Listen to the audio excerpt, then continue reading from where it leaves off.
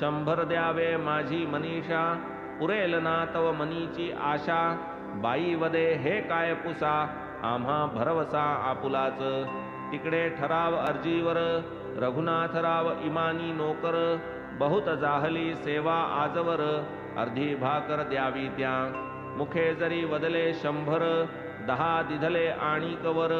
ऐसे हे समर्थ करुणा कर, प्रेम अनिवार भक्तांचे. आता परिसा आणिक एक, कथा सुंदर मनोरंजक. भक्त प्रेमोल्हासकारक, आनंददायक श्रोतया. डॉक्टर नामे कॅप्टन हाटे, बाबांचे भक्त श्रद्धाळू मोठे. बाबांनी स्वप्नात दर्शन पहाटे, दिधले ते गोमटे कथानक. हाटे राहती ग्वालेरी, बाबांस देखती स्वप्ना माझारी. पहा बाबांची प्रश्न कुसरी, हाटे ही उत्तरी काय वदती. म्हणती बाबा मज विसरलासी काय, तात्काळ हाट्यांनी धरिले पाय. जरी विसरले लेकरू माय, तरणोपाय कैसेनी.